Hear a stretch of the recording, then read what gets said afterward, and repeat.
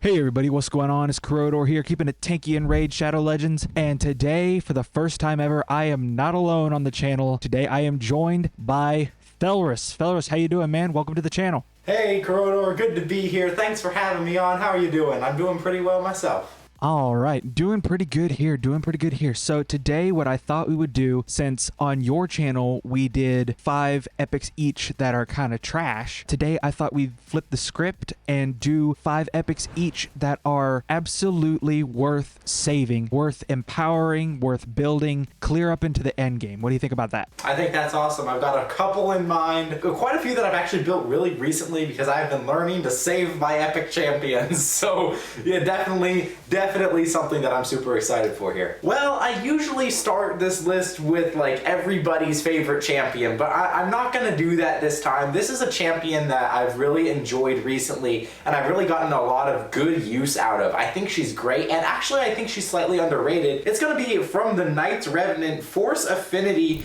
Hold up, click the link in the description right now to get a free Uugo, as well as 2 more free epic champions as you level up. Here are the steps to get yours. Step 1, log out of Plarium Play on PC and uninstall. Step 2, click the link in the description and register with a brand new email. Step 3, launch Raid and complete the tutorial. Step 4, go to your inbox and claim your first champ. This is an amazing account start to Raid, so click the link and start now. It's gonna be Rector Drath here. Now, I recently built a Rector Drath, and she actually enables me to run a second Hydra team consistently, which is super awesome. On her A1, she's got decreased attack, which is good everywhere inside the game, even on a single target. On her A2, she's got a nice juicy heal with the perfect veil and continuous heal, which is great. And then, of course, a very, very good revive with 60% turn meter on a single target is great. And then her passive heals everybody by 10% as long as they're under a perfect veil. This champion is honestly super MVP, especially if you don't have another healer. She's a great healer on my account. I'm super happy about her. Oh yeah, no doubt. I've got her. She's only level 40 and she's built in Relentless, and already she like carries faction wars. And not only is she's doing the heal on the passive like you said, but she's also increasing resistance by 50. So that could be just what you need in order to maybe resist, I don't know, Head of Mischief or something. So yeah, that's definitely a strong start to the list. Very good start. All right. Well, let's see. You know what? Since you didn't do it, I will. We'll go with everybody's favorite epic just to get him out of the way. Good old Geomancer. I mean, he's a game changer, right? I mean, even the biggest of content creators on the free-to-play side, Boozer, has been hunting this guy forever, and he was excited to pull him when he did, and he's already like endgame. So, I mean, what's not to love? He's got an AoE A1 with a 40% chance of placing decreased accuracy. I think that's kind of an underrated debuff, especially if you can like gear your resistance around that. And then he's got a buff removal on a single target before attacking, steals all buffs instead if the target is under HP burn placed by this champion. And if he kills that target with that A2, he will reduce the cooldown of his A3 by 2 turns. And then the A3, obviously the full turn meter still, and single target burn and weaken for 3 turns on a 3-turn cooldown, so you can get 100% uptime. And that obviously that lovely reflect damage passive, just putting in so much work with chance to deal damage equal to an HP burn attack. I mean, this guy is arguably one of the best boss damage dealers in the game, and it's through a passive. His A2 does have a surprising multiplier. I want to say it's like a 6 times multiplier. You get damage out of him by making him tanky and making him soak a lot of damage. Yeah, for sure. I mean, Geomancer is an essential component on so many teams, right? He'll carry you all the way through dungeons, all the way through Doom Tower, right? I still use him on my Nether Spider team. I quite like that use case. It's quite a fun team. You can do a lot of fun stuff with Geomancer, so definitely agree with your pick. Nobody should feed their Geomancer. Nobody, Corrodor. And yeah, definitely not. And that's coming from somebody who did, because when I first started the game, I did not understand how anything that he does in his kit like actually worked. So I fed like 2 copies of Geomancer before I understood what he did, and I kept him. And that was such a mistake. Like legitimately, I could have a +4 Geomancer now if I hadn't fed those. But you know, you live and you learn. Yeah, that's fair. That's fair, man. So with Geo now out of the way, I mean, there are so many epics. You know, I've got a real soft spot for this guy, Fang Cleric. No, but he's not going to be my pick. I'm just. Oh, I was about to lose it. No, Fang Cleric is definitely not one of the best epics. But you know who is one of the best epics? It's going to be Venomage. You know, Venomage on her A1, she has poison activation with destroy max HP, which is insanely good. She has drop defense and decrease attack on targets under poison on a single target, which is really good for boss fights. And on her A3, she has a heal reduction for 3 turns without masteries, as well as 2 poisons. And then her passive, enemies under heal reduction debuffs inflict 15% less damage. Guys, this champion is awesome. I still use her. I love her for poison comps, your poison explode team, you know, all of that kind of stuff. Venomage is a very good champion. Oh yeah, absolutely. Speaking about Venomage and Geomancer, I ended up having to use your Geomancer team for Nether Spider in order to beat that top one on Doom Tower hard because Stultus just couldn't survive. So yeah, no, it's definitely a very strong combo, and she's also really good to pair with Aox the Rememberer for Scarab Boss because she's got the Destroy Max HP on the A1, so she can help bust down that barrier. And obviously, yeah, that damage reduction. Damage reduction is something that I think is really overlooked in this game, especially from these smaller sources like Tagoar's passive or Venomage's passive. 15%, it can actually add up really quickly. I'm going to throw one out there that I think is going to catch a lot of people off guard, and that is going to be Kinagashi.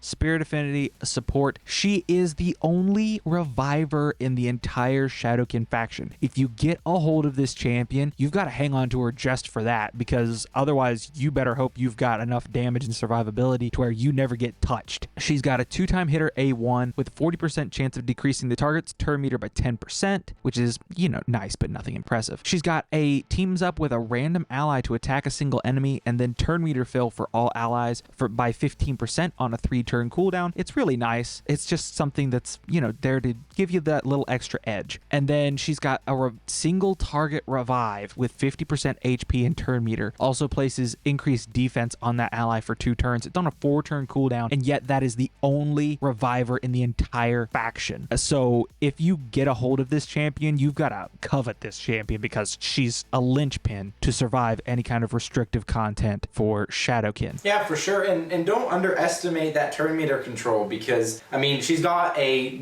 pretty bad ally attack, although it is an ally attack, as well as turn meter fill by 15%. But that turn meter control on the A1 can actually be used to control the boss in faction wars, so that shouldn't be overlooked, as well as her value being the only reviver in the faction as well. Yeah, definitely Kinagashi is very good. Yeah, the only thing I wish realistically is that this revive was on a 3-turn cooldown, especially since it's a single target. Yeah, that's fair. But she's got good base stats. Yeah, I mean, and it's a great revive too. 50% turn meter is incredible. Yeah, that's fair. All right, who you got Well, next? it's going to be one that I regret feeding. Now, I like my freeze champs, but the freeze champ that I really wish I had kept and didn't, it's Neldor Rhymeblade. So on his A1, he attacks 3 times at random. Each hit has a 30% chance of placing a freeze debuff for 1 turn. That books to a 40% chance, which is better than Cryo did. On his A2, he has a quad hitter. The first and second hit have a 50% chance to place a 50% decrease attack debuff for 2 turns. The third and fourth hit have a 50% chance to place a 50% decrease accuracy debuff for 2 turns. So he's going to come in with some debuffs, which is great for Fire Knight, right? And then on his A3, attacks all enemies 2 times. Each hit has a 50% chance, boosts to a 75% chance actually, which is kind of weird, of placing a 30% decreased speed debuff for 2 turns. Heals this champion by 30% of the damage dealt. But the reason I like this guy so much is because of his passive, Cold-Blooded Drive here. Whenever an ally places a freeze debuff, this champion has a 30% chance to attack the target with their default skill. Of course, the default skill is a triple hit with freeze as well. It's not a reliable passive, but it is a very nice bonus because he's going to be firing off more freezes, which means more turn meter control for Fire Knight hard, right? And you run him along, well, the way I would do it, I would run him along Yakarl, right? And then he's just going to be absolutely melting the boss, right? As far as turn meter is concerned. I wish I had not fed my Neldor, but I did, and now I have to live with that mistake. I have not fed mine, thankfully, because I'm probably going to have to break him out in order to do stage 3 and beyond of Fire Knight Hard. So that's definitely a solid shout out. I'm probably going to be running him with Cryoden instead of Yakarl just because I haven't had time to build and ascend Yakarl yet. But yeah, no, that is definitely a very strong shout out. I know Ash did a showcase of him, I believe, with Cryoden, and he was good enough to take down not only the actual dungeon, but like the Cintranos Fire Knight Hard. So yeah, all right, gonna have to make you think here. All right, so yeah, we got Royal Guard here coming in with 65% chance of placing drop defense on the A1. We've got the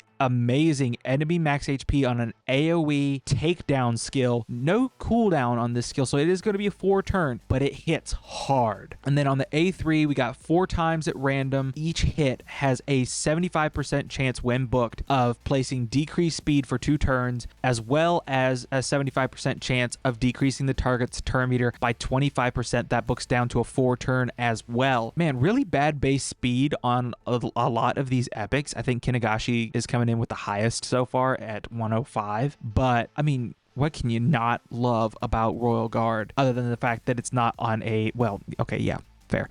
Yeah, that speed is really bad. That speed is really bad. However, that takedown skill just hits so hard. I mean, especially like in progression, because up to like, I want to say stage 20 on dungeons, there's no cap for enemy max HP on the bosses. So he can just come in and absolutely melt, especially in progression. And then obviously enemy max HP is king in this game for dealing damage. So what's not to love about getting that on an epic champion? Yeah, absolutely. Royal Guard was going to be my next pick. You shouldn't underrate his A3 either. Great turn meter control as well as decreased speed. You're going to run this guy in Hydra probably if you have him, and he can be your decreased speed champ, at least to some extent, because of that A3. Yeah, honestly, because of Serpent's Will, I don't really like running decreased speed in my Hydra runs, and also I just haven't been able to build him tanky enough to be able to withstand any kind of a hit. Hop into the voids. Yeah.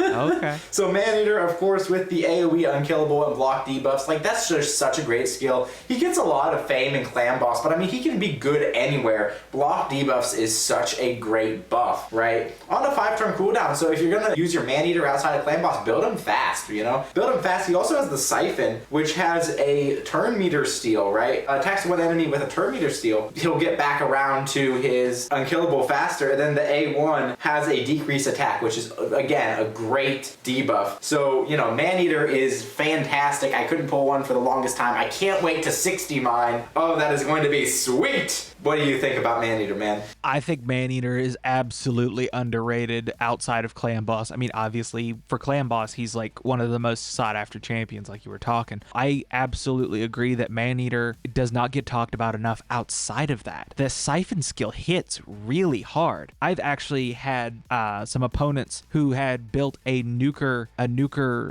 Maneater, and I didn't see it coming, and he hits hard, very hard. And also, not to be underestimated, if you crit cap him, that decrease attack is an AoE. So even though the hit is a single target, he'll still place it on everyone if the attack is critical. So yeah, no, I absolutely agree. I think that this champion is severely underrated as far as his versatility is concerned, very aptly weighed out as far as his popular use cases. So very, very good shout out. I was curious if we were going to avoid the voids for this video, but it didn't seem like we quite got there. Alrighty.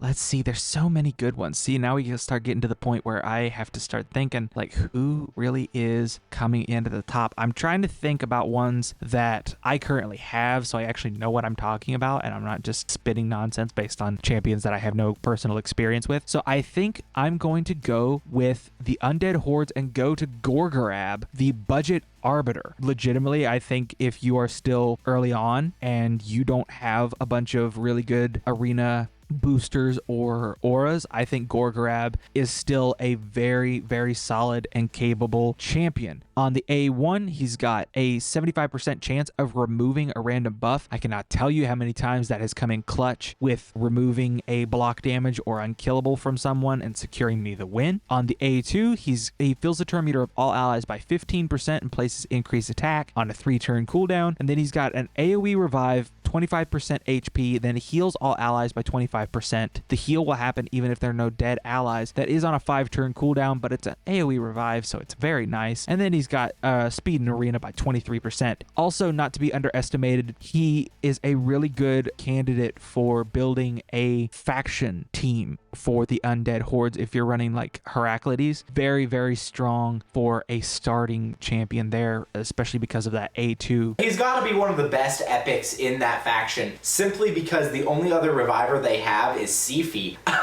So you kind of need him unless you're just going all out nukage. You really need him for faction wars. I had to finish without a Gorgrab. Actually, no. Gorgrab got me. At level 50, he let me clear undead faction wars. I hadn't pulled him for the longest time, and then I finally did, and faction wars just bam.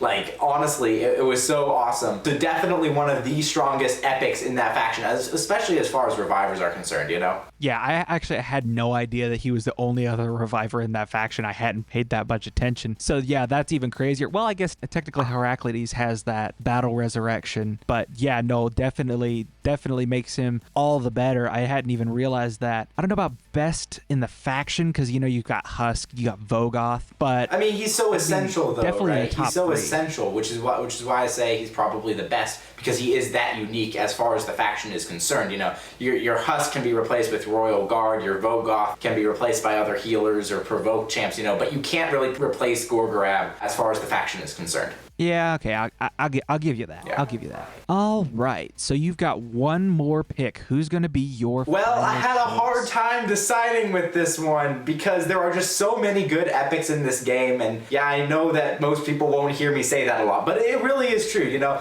Honorable mentions to Uugo and Demitha and all those guys, but I mean, what would an epic tier list be if we didn't mention this champion? And that's gotta be Whisper, man. It's gotta be Whisper. We went Voids, so we gotta commit to the bit and stay with the Voids, man. A1 has a weaken. A2 has increased attack and increased crit rate on herself. She's self-buffing, which means you only need builder with 70% crit rate. A3 is a double hit, grants an extra turn if the target is under decreased defense and weakened debuffs, and then her passive here, Unrelenting, has a 10% chance of granting an extra turn whenever this champion lands a critical hit, increases damage inflicted on bosses by 20%. So absolutely, Whisper is going to be the ultimate single target nuker, especially for bosses, guys. So you had to put her on there. I didn't really have much of a choice now, did I? But there are just so many other great champions, especially epic champions in this game. What do you think? No, I think that is a very solid pick. Honestly, if I had her, I probably would have thrown her on there. But again, I don't have any experience with her. I haven't pulled one yet. But yeah, no, she's insane. I mean, Ash released content where she out-nuked Mythicals. So, I mean, anybody who can do that, you can't ignore. Throw her in 9-piece Merciless or Relentless and just go to town with all the extra turns. It'll be crazy. Definitely one of the best champions out there. Very, very strong shout out. I love boss killers like Ninja and Rathalos Blademaster, so to be able to get a hold of that in the form of an epic is definitely very, very strong. Very good shout out. Alrighty, for the last choice of the video, man, the pressure is high. Yeah, and I'm curious because you've got to think all the champions we're leaving out. So it's not just who you have to pick, it's also who you have to leave out, you know? That's the problem with these lists, really. Yeah, I mean, yeah, that's fair. I mean, we've got White Dryad Naya I could throw on here. Got Mist Rider Dythea I could throw on here. I could throw Demitha, Fat Man, Uugo. Archmage I mean, the list goes on and on and on. All right, we'll go to my best and favorite faction in the game, and we'll wrap it up with a champion from my promo link, Tagoar. I mentioned him earlier, and I just can't think of a reason to not go for him now. You'll notice that the majority of the champions that we've mentioned on this video... We left out Seer. No, I don't have Seer. I don't have any experience with her, so I didn't want to pick her. I mean, that's fair, but she should have made the list, maybe instead of Neldor. I'll go replace my Neldor with Seer. Oh gosh.